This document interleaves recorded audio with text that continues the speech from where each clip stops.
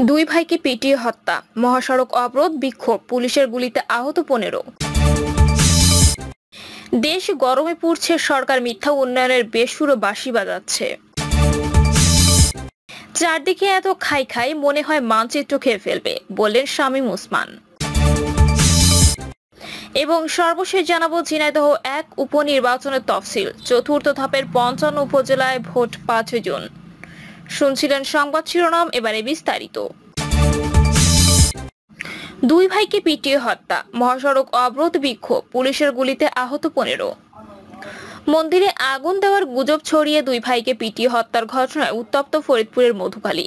হত্যার প্রতিবাদে সকাল থেকে ঢাকা খুলনা মহাসড়ক অবরোধ করে বিক্ষোভ করেন স্থানীয়রা। সড়ক থেকে জনতাকে সরাতে টিয়ার শেল ও রাবার বুলেট ছুড়ে পুলিশ। এতে বেশ কয়েকজন গুলিবিদ্ধ হন, তাদের ফরিদপুর বঙ্গবন্ধু মেডিকেল কলেজ হাসপাতালে ভর্তি করা হয়েছে।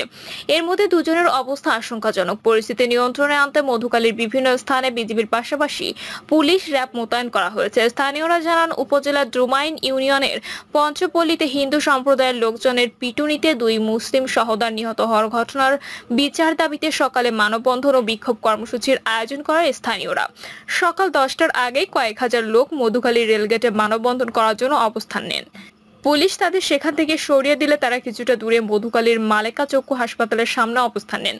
এ সময় তারা রাস্তায় গাছের গুঁড়ি ফেলে মহাসড়ক অবরোধ করেন, পাশাপাশি মধুখালীর বাগাট বাজার ও মধুখালী রেলগেট এলাকায় অবরোধ সৃষ্টি করেন। ফলে মহাসড়কের 10 কিলোমিটার এলাকা জুড়ে তীব্র যানজট সৃষ্টি হয়। এমন পরিস্থিতিতে মহাসড়ক থেকে লোকজন সরাতে পুলিশ টিয়ার শেল ও ফাঁকা গুলি ছোড়ে। এতে 15 জন আহত হন। মধুখালী থানার ভারপ্রাপ্ত কর্মকর্তা মিরাজ হোসেন জানান, পঞ্চপল্লীর ঘটনাকে কেন্দ্র করে মধুখালী উপজেলার পাইলট স্কুল থেকে নওয়াপাড়া পর্যন্ত বেশ কয়েকটি স্থানে বিক্ষিপ্তভাবে মহাসড়ক অবরোধের চেষ্টা হয়। কোথাও বুঝিয়ে শুনিয়ে, কোথাও টিয়ার শেল ও ফাঁকা গুলি ছুড়ে তাদের নিবৃত্ত করার চেষ্টা করেছে পুলিশ। ফরিদপুরের অতিরিক্ত পুলিশ সুপার ইমতাজ হোসেন বলেন, পঞ্চপল্লীর ঘটনাকে কেন্দ্র করে মধুখালী পাইলট উচ্চ বিদ্যালয় স্কুল থেকে নওয়াপাড়া পর্যন্ত বেশ কয়েকটি স্থানে মহাসড়ক অবরোধের চেষ্টা হয়। Police tear shell, rubber bullet ছুড়ে পরিস্থিতি নিয়ন্ত্রণে আনে। বর্তমানে পরিস্থিতি স্বাভাবিক রয়েছে। পঞ্চপল্লীতে মন্দিরে আগুন দেওয়ার অভিযোগ এনে আশরাফুল ও আরশাদুল নামের নির্মাণ শ্রমিক দুই ভাইকে নৃশংসভাবে পিটিয়ে হত্যা করা হয়। খবর পেয়ে মধুখালী থানার ইউএনও এবং ওসির নেতৃত্বে পুলিশ ঘটনাস্থলে গিয়ে তাদের উপর হামলা হয়। এ সময় ফরিদপুর ও রাজবাড়ী থেকে অতিরিক্ত পুলিশ ঘটনাস্থলে পৌঁছালে হামলাকারীরা আরো উত্তেজিত হয়ে ওঠে। তারা পুলিশকে লক্ষ্য করে ইট পাটকেল ছুড়তে থাকে। খবর পেয়ে ফরিদপুর থেকে জেলা প্রশাসক কামরুল আহসান তালুকদার ও পুলিশ সুপার মোহাম্মদ মোর্শেদ আলম ঘটনাস্থলে যান। প্রায় 6 ঘন্টারও বেশি সময় অবরুদ্ধ থাকার পর আহতদের উদ্ধার করে মুমূর্ষু অবস্থায় ফরিদপুর মেডিকেল কলেজ হাসপাতালে পাঠানো হয়। দেশ গরমে পুড়ছে, সরকার মিথ্যা উন্নয়নের বেসুরো বাঁশি বাজাচ্ছে। তীব্র দাবদাহে জনজীবন বিপর্যস্ত, কৃষি শিল্প সহ সব খাতে দেখা দিয়েছে মারাত্মক মন্দা। বিদ্যুতের লোডশেডিং এ মানুষ দিশেহারা, দরিদ্র মানুষ আছে অবর্ণনীয় কষ্টে। রোগ শোকের প্রকোপে হাসপাতালে জায়গা নেই, এক কথায় দেশ গরমে পড়ছে। কিন্তু 5% সরকারের কোনো বিকার নেই। এই অবস্থায় তারা মিথ্যা উন্নয়নের বেসুরো বাঁশি বাজাচ্ছে। আমার বাংলাদেশ পার্টি, এবি পার্টি আয়োজিত মিডিয়া ব্রিফিং এসব অভিযোগ করেন দলের শীর্ষ নেতারা। তীব্র তাপদাহ, পরিবেশ ও জনজীবনে বিপর্যয়, দেশব্যাপী বিদ্যুৎ সংকটের প্রেক্ষাপটে সরকারের মৌনতা, নিষ্ক্রিয়তার প্রতিবাদে বিজয়নগরস্থ দলের কেন্দ্রীয় কার্যালয়ে বিকেলে এ মিডিয়া ব্রিফিং অনুষ্ঠিত হয়। অ্যাডভোকেট তাজুল ইসলাম বলেন, বৈশ্বিক তাপদাহের জন্য শিল্পোন্নত দেশগুলোই মূলত দায়ী, কিন্তু দিন শেষে আমাদের নিজেদের বাঁচার ব্যবস্থা নিজেদের উদ্যোগেই করতে হবে।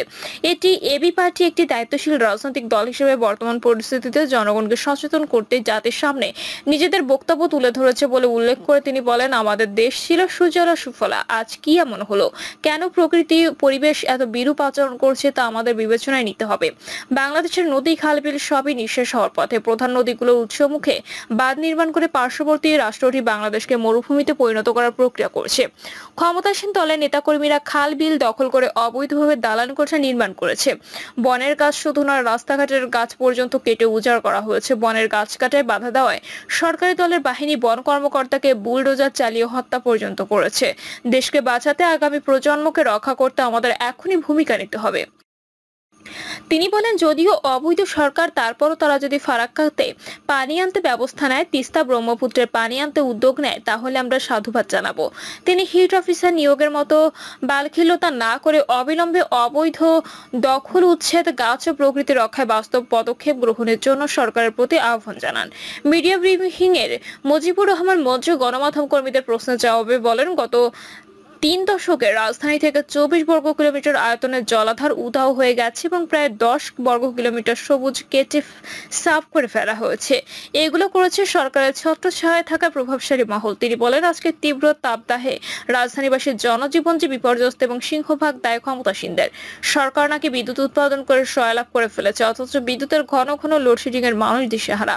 দরিদ্র মানুষের অবর্ণনীয় কষ্টের বর্ণনা তুলে ধরে মুজিবুর রহমান মঞ্জু আরো বলেন, রোগ শোকের প্রকোপে হাসপাতালগুলোতে তিল পরিমাণ জায়গা নেই। জনগণের এই চরম দুর্ভোগ ও কষ্টকর অবস্থায় 5% দামি সরকার মিথ্যা উন্নয়নের বেসুরো বাঁশি বাজিয়ে যাচ্ছে বলে তিনি ক্ষোভ প্রকাশ করেন। সভাপতির বক্তব্যে ডক্টর মেজর মিনার বলেন, তীব্র তাপদাহে সবাইকে সচেতন হতে হবে। হিট স্ট্রোকের ব্যাপারে খেটে খাওয়া মানুষকে সতর্ক থাকার আহ্বান জানিয়ে তিনি বলেন, আমরাও সামর্থ্য অনুযায়ী সাধারণ মানুষের জন্য কিছু করার চেষ্টা করব ইনশাআল্লাহ। তিনি উপস্থিত সকল সংবাদকর্মীকে ধন্যবাদ জানিয়ে ব্রিফিং সমাপ্ত করেন। চারদিকে এত খাই খাই, মনে হয় মানচিত্র খেয়ে ফেলবে, বলেন শামীম ওসমান। নারায়ণগঞ্জ 4 আসনের সংসদ সদস্য এ.কে. শামীম ওসমান বলেছেন, আমি যখন তোলারাম কলেজের ভিপি ছিলাম প্রচুর পাওয়ারফুল ছিলাম। এখনকার 10টা এমপির চেয়েও পাওয়ার বেশি ছিল সে সময়, তবুও 900 টাকার জন্য ফর্ম পূরণ করতে পারিনি। আমার বড় ভাই একজনের বাড়িতে গিয়েছিলেন 900 টাকার জন্য, নাম বলছি না। তারা সেদিন বলেছিল বন্ধক রাখার মতো কিছু কি আছে। তখন জীবন কানাই চক্রবর্তী স্যার আমার ফর্ম পূরণ করে দিয়েছিলেন। আমার সইয়ে হাজারো ছেলের ফর্ম পূরণ হয়েছে, কিন্তু আমি আমারটা করিনি। এটাই ছিল নৈতিকতা। এখনো নৈতিকতা নিয়ে রাজনীতি করতে চায়। এখন চারদিকে এত খাই খাই, মনে হয় মানচিত্র খেয়ে ফেলবে। তিনি আরো বলেন, আমাদের ছোট এদেশে 17 কোটি মানুষ না হয়ে যদি কম হতো তাহলে আমরা ঘরে বসে খেতে পারতাম। তবে আলহামদুলিল্লাহ আমরা ভালো আছি। জনসংখ্যা বেশি, সেটাই আমাদের জন্য এখন শক্তিতে পরিণত হয়েছে। তিনি বলেন, আমরা মনে করি আমরা যাদের দান করছি মনে হয় বিশাল ভালো কাজ করছি। এটা ভালো কাজ ঠিকই, তবে তার চেয়ে বড় হলো যে সুযোগ দিচ্ছি। তৃষ্ণার্তকে পানি পান করালেন, যে তৃষ্ণার্ত আপনার পানি পান করলো সেটা বড় বিষয়। সে যে দোয়া করবে সেটা সরাসরি আল্লাহর দরবারে পৌঁছে যাবে। দান করে দোয়া চাইতে হয় না।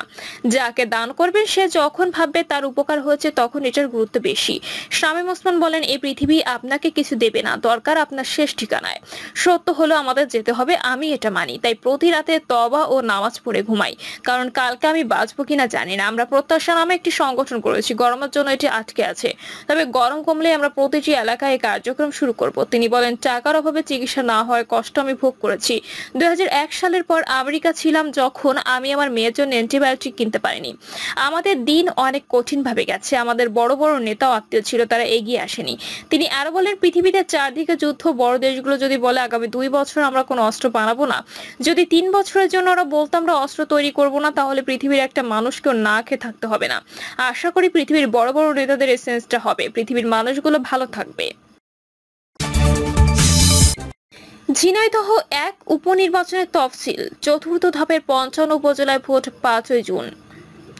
ঝিনাইদহ 1 আসন উপনির্বাচন এবং 6ষ্ঠ উপজেলা পরিষদ নির্বাচনের চতুর্থ ধাপে 55টি উপজেলায় আগামী 5ই জুন ভোটের দিন নির্ধারণ করে পৃথক তফসিল ঘোষণা করেছে নির্বাচন কমিশন। বিকালে রাজধানীর আগারগাঁওয়ের নির্বাচন ভবনে কমিশনের 32তম সভা শেষে তফসিল ঘোষণা করা হয়। কাজী হাবিবুল আওয়ালের সভাপতিত্বে অনুষ্ঠিত ওই সভায় এই 2 তফসিল চূড়ান্ত করা হয়। পরে কমিশন সভার সিদ্ধান্ত সাংবাদিকদের জানায় নির্বাচন কমিশনের সচিব মোহাম্মদ জাহাঙ্গীর আলম। ঝিনাইদহ 1 অর্থাৎ শৈলকুপা আসনের সংসদ সদস্য আব্দুল হাই গত 16 মার্চ বার্ধক্যজনিত কারণে অসুস্থ হয়ে ব্যাংককে চিকিৎসাধীন অবস্থায় মারা যান। তার মৃত্যুতে শূন্য হওয়া ওই আসন উপনির্বাচনের তফসিল গতকাল ঘোষণা করেছে ইসি। এই উপনির্বাচনে মনোনয়নপত্র দাখিলের শেষ দিন 7ই মে, মনোনয়নপত্র বাছাই 9ই মে। মনোনয়নপত্র বাছাইয়ের বিরুদ্ধে আপিল 10 থেকে 14 মে, আপিল নিষ্পত্তি 15ই মে, প্রার্থিতা প্রত্যাহারের শেষ দিন 16ই মে, প্রতীক বরাদ্দ 17ই মে এবং ভোট গ্রহণ 5ই জুন। এখানে কাগজের ব্যালটে ভোট গ্রহণ অনুষ্ঠিত হবে। চতুর্থ ধাপের উপজেলা নির্বাচন, 6ষ্ঠ উপজেলা পরিষদের চতুর্থ শেষ ধাপে নির্বাচনের তফসিল ঘোষণা করেছে নির্বাচন কমিশন অর্থাৎ ইসি। এসব উপজেলা নির্বাচনের মনোনয়নপত্র দাখিলের শেষ দিন 9 মে, মনোনয়নপত্র বাছাই 12 মে, মনোনয়নপত্র বাছাইয়ের বিরুদ্ধে আপিল দায়ের 13 থেকে 15 মে, আপিল নিষ্পত্তি 16 থেকে 18 মে, প্রার্থিতা প্রত্যাহারের শেষ দিন 19 মে, প্রতীক বরাদ্দ 20 মে এবং ভোট গ্রহণ 5 জুন সকাল 8টা থেকে বিকাল 4টা পর্যন্ত ভোট হবে। তিনি জানান, চতুর্থ ধাপে 54টি উপজেলায় ভোট হওয়ার কথা ছিল। নওগাঁর মহাদেবপুর উপজেলার একজন প্রার্থীর মৃত্যুজনিত কারণে যে নির্বাচন স্থগিত হয়েছিল সেটার সঙ্গে যুক্ত হবে, ফলে 55টি উপজেলায় ভোট হবে চতুর্থ ধাপে বলেও জানান ইসি সচিব। চতুর্থ ধাপে 2টি উপজেলা ইলেকট্রনিক ভোটিং মেশিনের মাধ্যমে ভোট হবে, বাকিগুলোতে স্বচ্ছ ব্যালট পেপারের মাধ্যমে ভোট হবে। প্রিয় দর্শক, এই ছিল এখনকার সর্বশেষ সংবাদ। আপডেট সব সংবাদ পেতে চ্যানেলটি সাবস্ক্রাইব করে বেল আইকনটি ক্লিক করে রাখুন।